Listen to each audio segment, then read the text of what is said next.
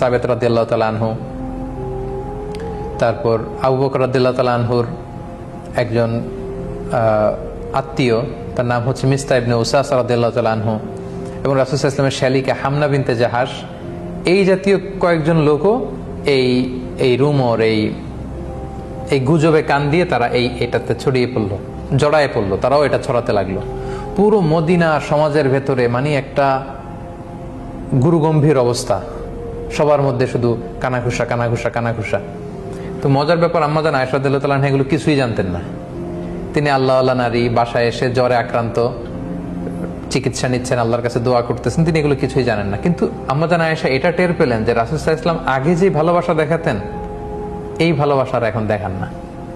শুধু ঘরে আসলে সালাম দেন, কেমন আছো জিজ্ঞেস করেন, এতটুকুই। তিনি একদিন বললেন, ইয়া রাসূলুল্লাহ, আমি অসুস্থ, আমি আমার বাপের বাড়িতে যাব। রাসূল বললেন, যাও। তিনি গেলেন, তখনও জানেন না।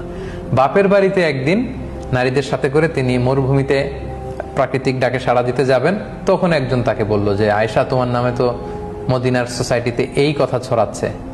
ওই প্রথম আম্মা জান আয়েশা রাদিয়াল্লাহু তাআলা আনহা শুনে তিনি আকাশ থেকে যেন পড়লেন।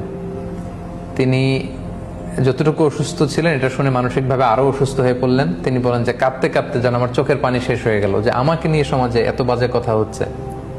ঘরে ফিরে আসলেন, আর রাসূল সাল্লাল্লাহু আলাইহি ওয়াসাল্লাম খুব বিব্রতকর পরিস্থিতিতে পড়লেন, কারণ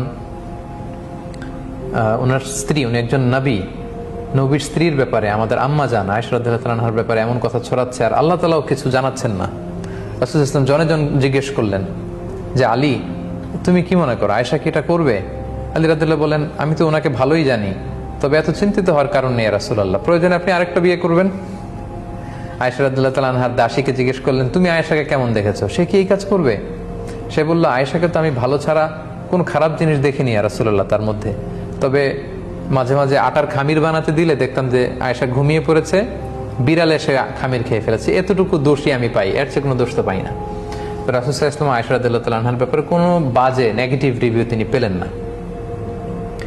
রাসূল সাল্লাল্লাহু আলাইহি ওয়াসাল্লাম যখন দেখলেন যে 1 মাস হয়ে গেল মদিনাতে কানাঘুষা, কোনো আয়াত নাজিল হচ্ছে না, আর আব্দুল্লাহ ইবনে উবাই ইবনে সালুল একটা সুযোগও পেয়ে গিয়েছে, তিনি আবু বকর রাদিয়াল্লাহু তাআলা আনহুর ঘরে গেলেন এবং যে আয়েশাকে ডেকে বললেন, আয়েশা, তুমি যদি সত্যিই কোনো পাপ করে থাকো আল্লাহর কাছে ক্ষমা চাও, আল্লাহ তো ক্ষমাশীল। আম্মা জান আয়েশা এই কথা শুনে আরো কষ্ট পেলেন। তিনি রাসূল সাল্লাল্লাহু আলাইহি ওয়াসাল্লামের প্রশ্নের উত্তর দিলেন না, বললেন, বাবা আপনি উত্তর দিন আমার পক্ষ থেকে। মাকে বললেন যে, মা আপনি বলেন। তারা বললো যে, আমরা কি বলবো রাসূল সাল্লাল্লাহু আলাইহি ওয়াসাল্লামকে? তখন আম্মা জান আয়েশা বলেন যে, আমি যে পুত পবিত্রা নারী, আমি যে কোনো পাপ কাজ করিনি, এটা পৃথিবীর কেউ না জানলেও আমার আল্লাহ জানে, আল্লাহ তাআলা নিশ্চয়ই আমার পবিত্রতা ঘোষণা করবেন।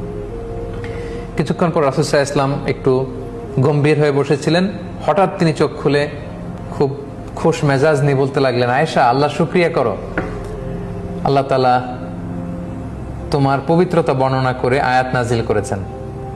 তখন আয়েশা রাদিয়াল্লাহু তাআলা আনহার মা বললেন, আয়েশা, তুমি বিশ্বনবীর কাছে যাও, থ্যাঙ্কস জানাও, শুকরিয়া করো, কারণ আল্লাহ তাআলা তোমার পবিত্রতা বর্ণনা করেছেন, তুমি যে নিষ্পাপ এটা আল্লাহ কোরআনের আয়াত দিয়ে জানিয়ে দিয়েছেন।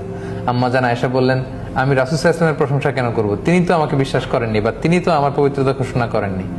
আমার পবিত্রতা যিনি ঘোষণা করেছেন, যে সত্তা মহান আল্লাহ রাব্বুল ইজ্জা, আমি তার প্রশংসা করছি। আল্লাহু আকবার। রাসূল সাল্লাল্লাহু আলাইহি ওয়াসাল্লাম তখন এই আয়াত মসজিদে নববীতে গিয়ে সবাইকে জানিয়ে দিলেন এবং বললেন, যারা এই পাপ কাজের সাথে জড়িত তাদেরকে আশীর্বাদ দাও, কারণ আমার আয়েশা পবিত্রা, নিষ্কলুষ, তার চরিত্রে কোনো কালিমা লেপন করার সুযোগ নেই। আল্লাহ তাআলা আরশের উপর থেকে আয়াত নাজিল করে আম্মা জান আয়েশা রাদিয়াল্লাহু তাআলা আনহার পবিত্রতা ঘোষণা করেছেন। তো যেহেতু যারা যারা জড়িয়ে পড়েছিল তাদেরকে আশীর্বাদ দেয়া হলো। সম্মানিত সুধী, এই ছিল পুরো ঘটনা। এই ঘটনাটাকে আল্লাহ তাআলা সূরাতুন নূরের 11 নম্বর আয়াত থেকে 26 নম্বর আয়াত পর্যন্ত তিনি বলেছেন। আমরা এটা কন্টিনিউ করব এবং এই ঘটনাটার প্রসঙ্গে যে আয়াতগুলো এসেছে এগুলো বলে আজকের লাইট আপন লাইট সিরিজের প্রথম পর্ব আমরা শেষ করবো ইনশাআল্লাহ।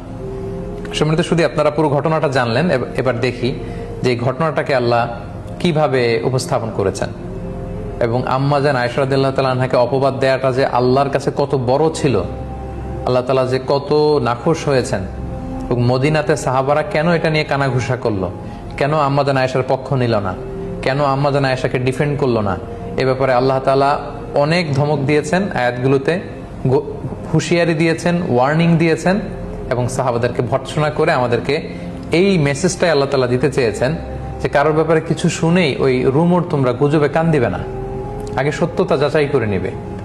আর কারো ব্যাপারে কোন একটা পাপের কথা, মন্দ কথা শুনলে আমাদের কেন এত ইন্টারেস্ট থাকবে যে ব্যাপারে